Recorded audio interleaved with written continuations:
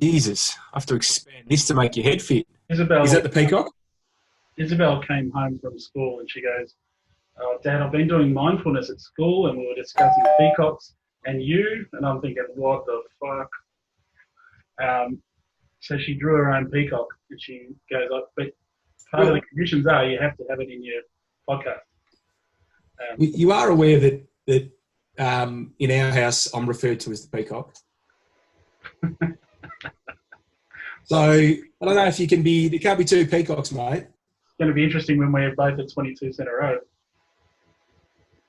Yeah. And they've even gone so far as we've got a tea towel with a peacock on it. We've actually got a peacock, like a figurine thing out in the back garden. So anytime they see a peacock, they take photos of it and send it to me. The guys we have this golf trip down to Port Fairy. Yeah. They named me Good course down there. Yeah, great course. They nicknamed me Peacock because apparently I'm always on show and I keep saying, "Let me fly." Yeah. Flapping around. Did I? No. I did see something here, mate, and I was going to question this. What'd you do? Why have you got that? Yeah. Yeah, 2003. Auntie Ellie came round. We did roast lunch today, and she said she's been saving it for a special occasion, and it's never popped up. And she's pretty smitten over little Kalani as well. And she goes, "Oh, I've got to open it up today." So we cracked open the Grange, and sensational. Yeah. Now, mate, I started this little chat as a bit of a mental health check for me, not inferring that anything was wrong. It was more of a thing just to keep me in check, and then to stop hassling Matt and Isabel around the house as well. And I noticed a few friends through work and personal were just not really keen on where to start conversations. But once they were started, I found that people talked a lot more, and there's the old adage of guys don't talk about things. I think that goes to a few things where you think if you're talking about things that are going on, how you feel it, people automatically think that you're thinking bad things. It could be good things as well. I know you and I don't have an issue with celebrating ourselves, but some people don't like talking good light about themselves either. So I started this with a bit of fun, a couple of instructional videos on how to make tin cups and just silly stuff to get the ball rolling. And then Mum was the first guest on because she's been a single mum and dad, but she played both roles twice. She had my sister when I was 18. So I wanted to get you on and get a bit of a different angle. But one of the big things for me is when you went from local and sort of lower end football and being one of the best in the club to being entry level again, how that affected you, how it took on. Did you feel a lot of pressure? How did you go with that all happening pretty quickly? Look, I don't know if I felt it at the time, mate, to be honest. I think you look back on it now and you can see there was a fair bit of pressure because when you're in the moment, I reckon that I didn't feel it too much. So my history was then coming from Upway, then going to Eastern Rangers, playing well there, going to Carey Grammar, playing well there, getting drafted at Geelong, and arriving at Geelong. You know, there's a sense of expectation. There's also a sense of, a lot of work to do here because, I was 18 and I'm playing with guys that, so Gary Ablett Senior was there, who was 35 at the time, I think. So there's a long way to go to get to the heights of those guys. So I think and the club is pretty good with this. They're pretty realistic with expectations. And I think they're a lot better now too, by the way, because I think back then it was still a bit old school in terms of the way they manage people. But it's certainly a lot better now. But no, look, I think you put expectation on yourself more than anything. I don't think I didn't feel as much expectation from others as I always put on myself. So I wanted to improve and I wanted to get better and I wanted to play AFL footy because that was the dream that I had. So I was lucky enough to do it. So I played round one, as you know, my first year. So I got a taste of it really, really early. I think the hardest part was, not just getting that taste. I think that was the easy bit. I played 2 games, then I was out of the team, and then I got stress fractures in my foot, and I had to miss 6 weeks. So I got to the football club, moved away from home, living with a different family, working really, really hard, doing a program that I'd never done before. Starting off the season, playing round one, doing really well in round one, and then only had 5 minutes on the ground in game 2 because that was the game back then. Then being out of the team and missing, and that next 6 weeks was the real challenge. So, mate, there was no rotations. That was it. So, if the team was winning and you were on the bench, you didn't get on. I remember there's another game too. There was 3 of us. It was Carl Steinford from Melbourne and myself. We're at the MCG playing North Melbourne, and it was a pretty close game. And first quarter goes, none of us get on. Second quarter goes, none of us get on. Third quarter goes, none of us get on. And it wasn't until probably the 10 minutes down the last quarter, we were up, and they started putting the 3 of us on. So there's just no rotations. It's a completely different game than what it was. You used to, the midfielders used to play in the midfield all day, as opposed to, they probably have 4 people going through one position now. So it's completely different. Did you feel the support of everyone around Upway and school and things like that? Like obviously you'd been hit up for tickets left, right, and centre.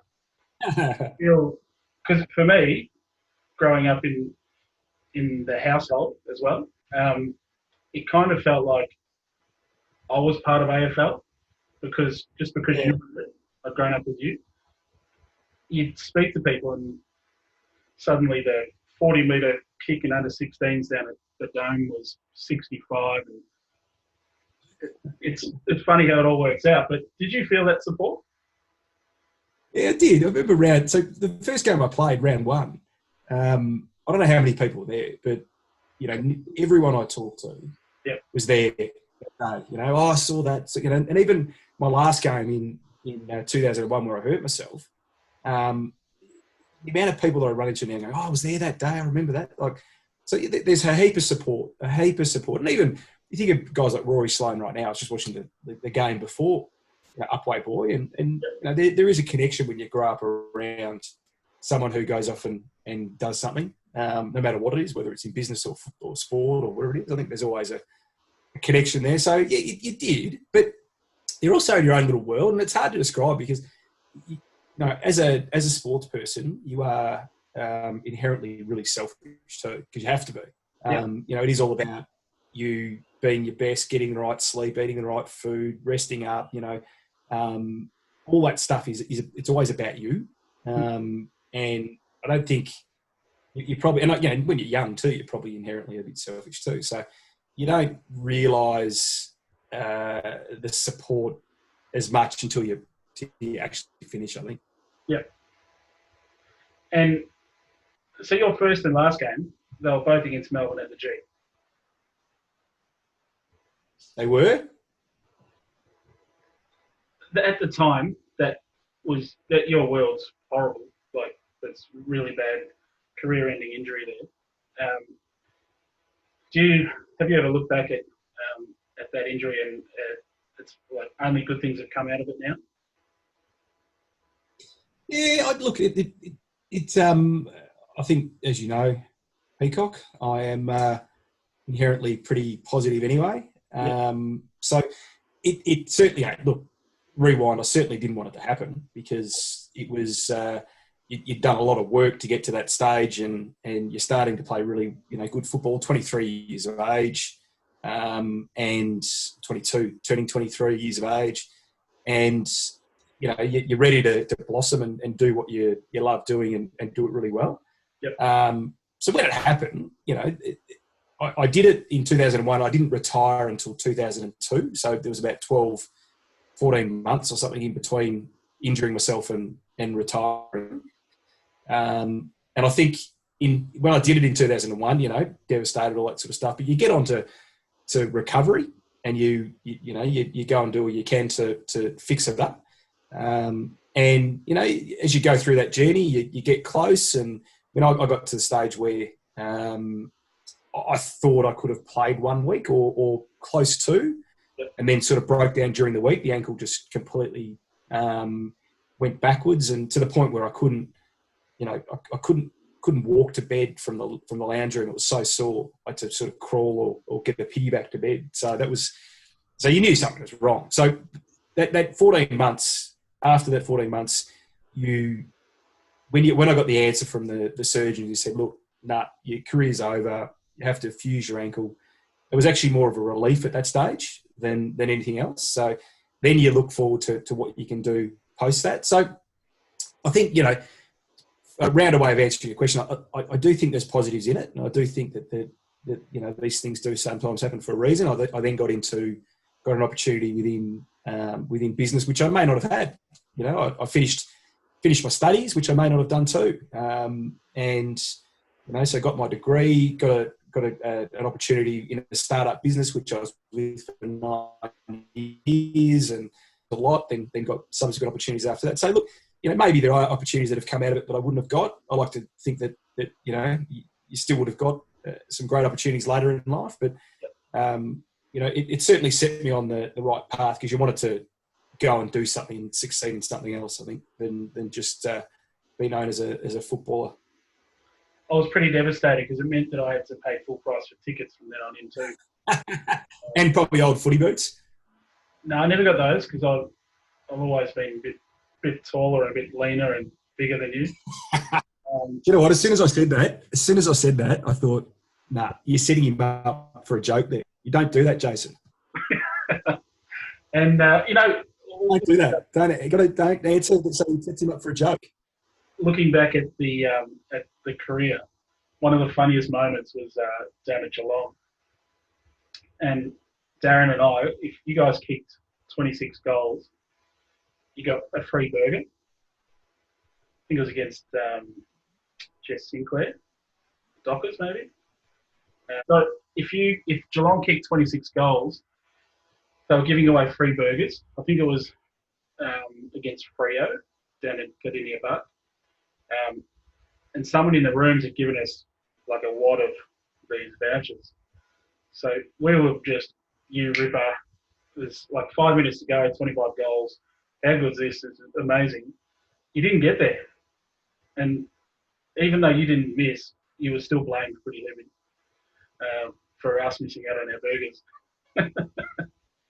I missed the goal, you're saying? No, you didn't miss, but because Geelong missed, you did. Yeah, it's pretty funny. How many games did you come to down there? Did you come to many games down there? Heaps. Yeah, quite a lot.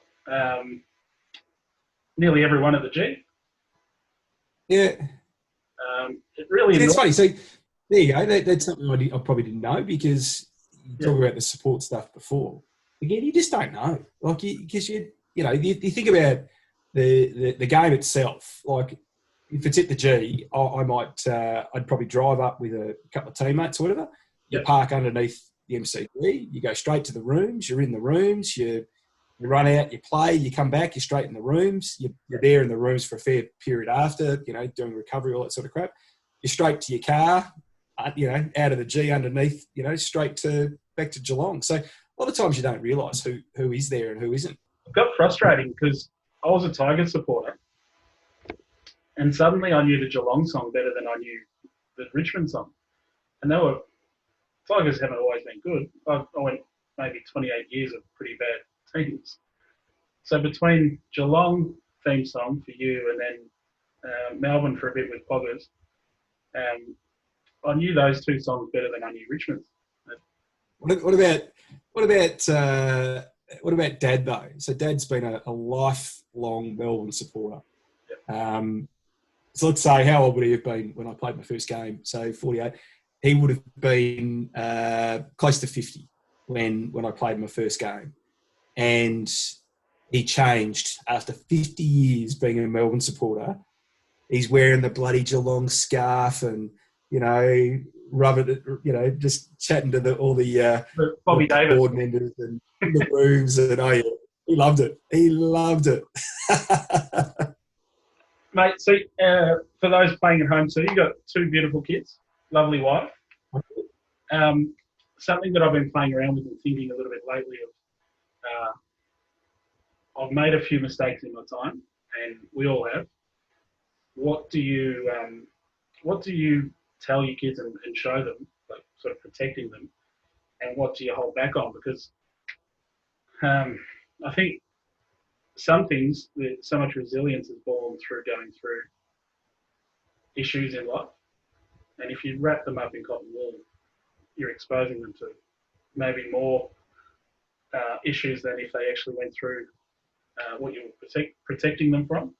Have you thought about any of that with your kids? What you sort of let them go through and not?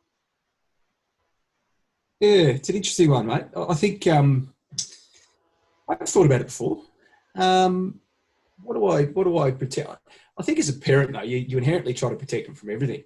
Yeah. And you want to make sure that they're not sad and they're not hurt and they're not made to feel bad by someone or avoid disappointment. That you do all that. You do all that. I think that's inherent. So I think that where you can, you try to shoulder some of that stuff for them as opposed to letting them go through it. And I think, to your point, there's probably a good and bad with that. I think that you need to let them experience some of that so that if there is, let's call it disappointment. So let's say, my kids are both playing fairly high level sport. If they miss out on something, how would they feel? They haven't got to that stage yet, but there'll be a stage where they do. There'll be a stage where they don't make the team or play as well as they want, or that sort of stuff. And how do you deal with that?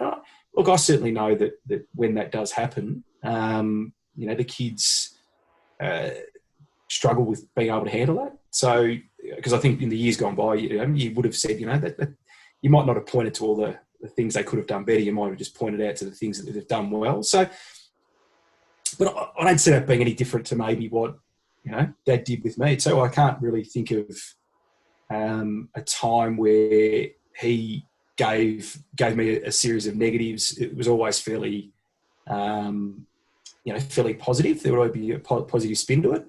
So, I think as they get older, so Daniel's 13 and Claire's 11, I think they'll start to experience it now because,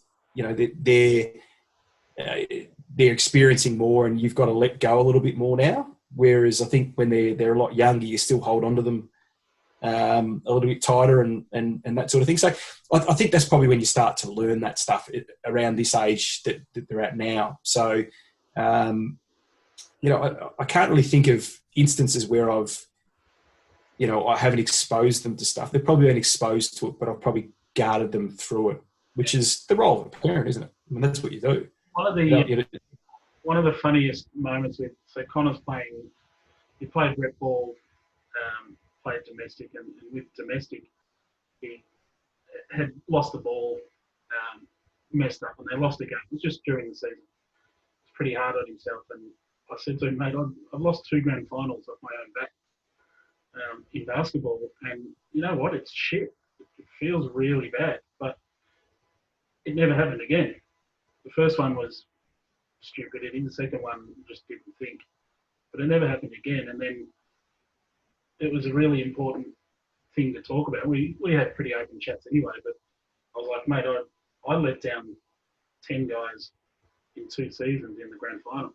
And yeah, that was horrible at the time, but those mistakes and that happening then actually sort of molded me into a better, maybe not a better player. It was never that good. But it certainly made me think about things a lot more when I was there from then on. Yeah. Most of that time, I just give the ball to someone else. I couldn't do it. Wrong again.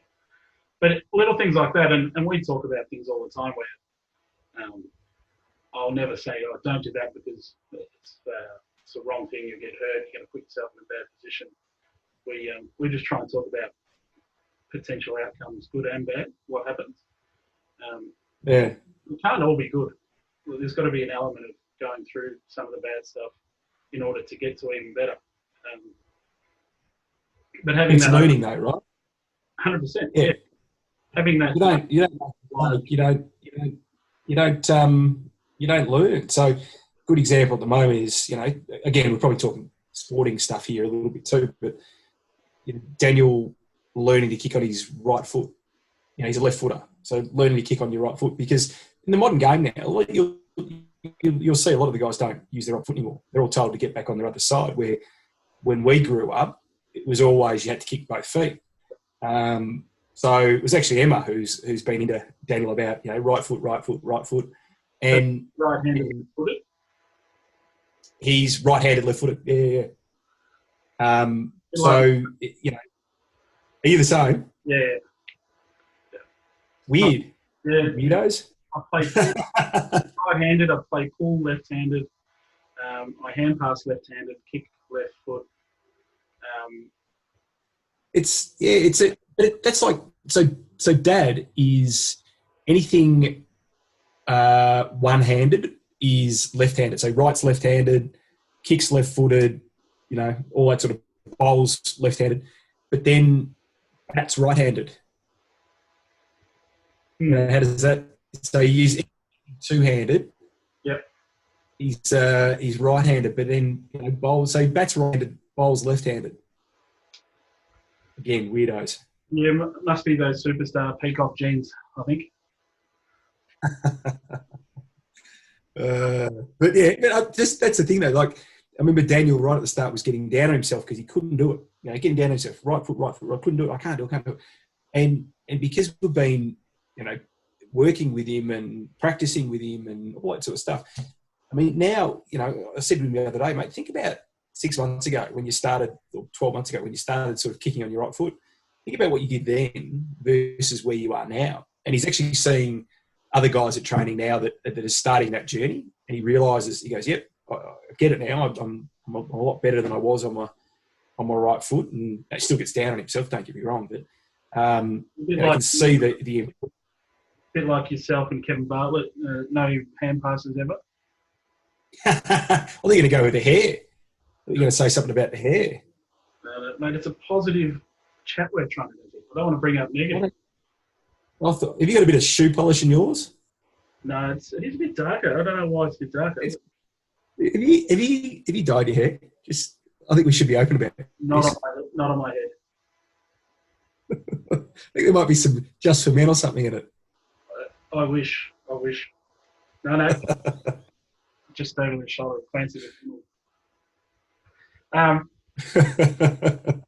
So it's you think there's more and more things or avenues for the guys to talk up and stuff.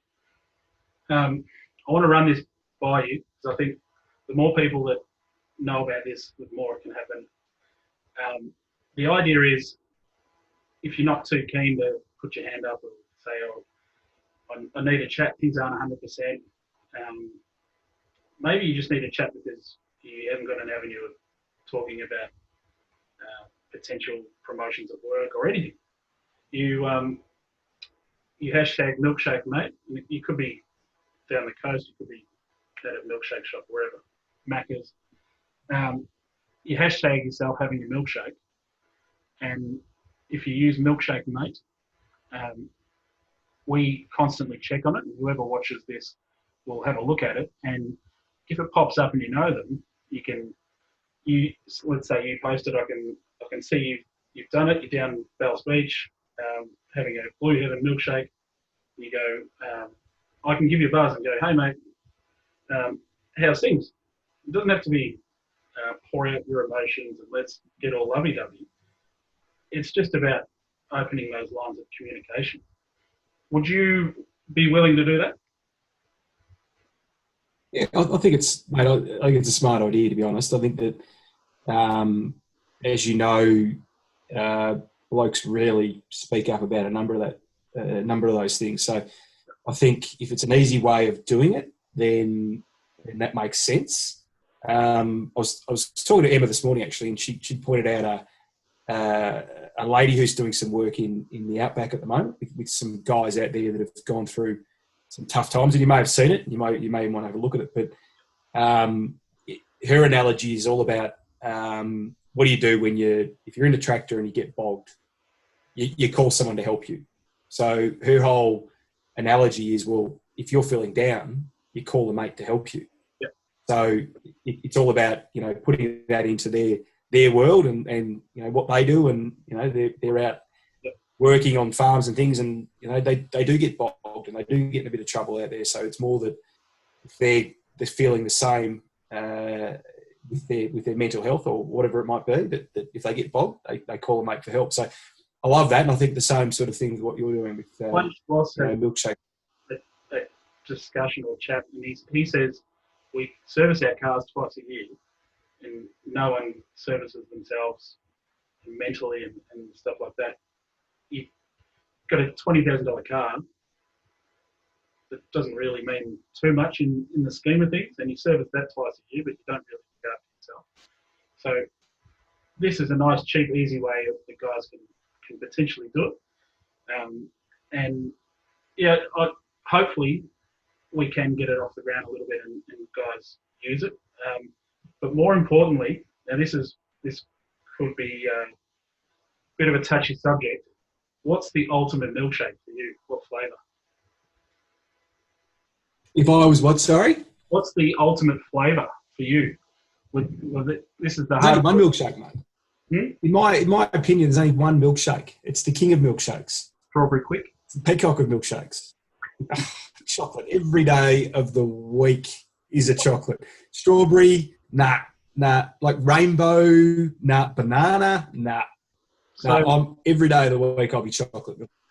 The artist of this, little Isabel Winnie, Peacock Jr., we're putting together a video launching tonight of, I don't know if it tastes delicious, but I don't know if it'll be popular.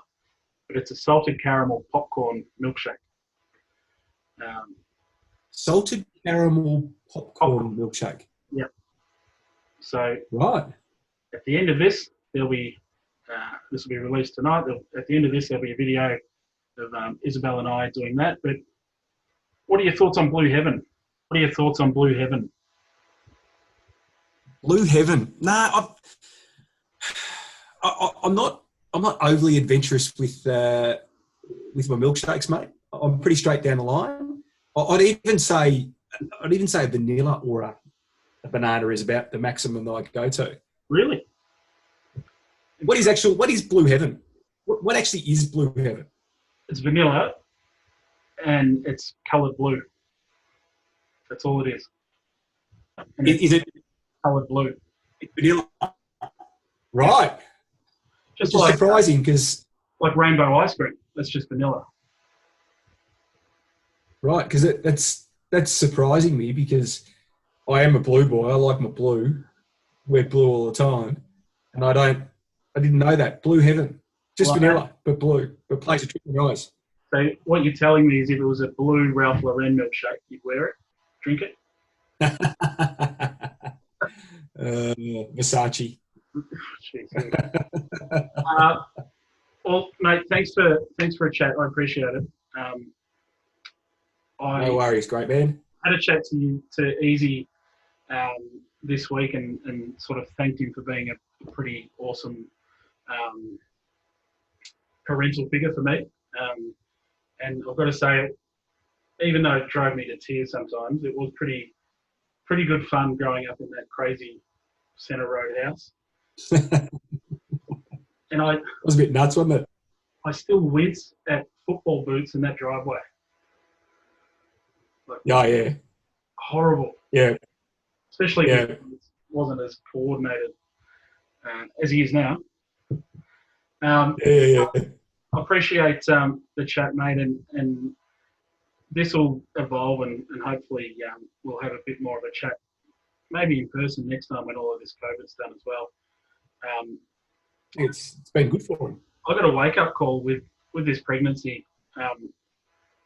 The last 4 weeks, I didn't have a drink because I kept thinking I'll have a couple of glasses of red and then we'll have to go to the hospital. I'll get pulled over on the way there, lose my license, lose my job, just ruin everything. So I cut out all booze for 4 weeks. So I was moving less, I was eating more, and I cut out drinking. Bound to put weight on, jump on the scales. No, that can't be right. Get off, Lost. on and off. I've lost 7 kilos in 4 weeks just from no alcohol. And Yeah. I was talking to Connor about it this morning. I said that was doing less work, eating more food, but just cutting the shit out. Imagine what you could do if you were going to the gym, actually getting out and about, going for a walk, exercising, and cutting out the booze. It would have been remarkable. But Yeah, all in balance though, mate, isn't it? That's the secret, isn't it? That, you know, you exercise, you eat well, you know, enjoy a few glasses of red or white or whatever, but at least you're not sure what you're talking all about. in balance. I think that's good. I got my coffee. Maybe It'll be whiskey or something. No, mate. Yeah, exactly. Appreciate it. Thanks for the chat, and hopefully, look, if you've got anyone in mind that you want to hear on here, yell out. I'll see if I can get them on. I'm going to go big. I'm going to see how far we can go. And milkshake mate is the hashtag. But you'll see it at the end of this anyway. All right, buddy.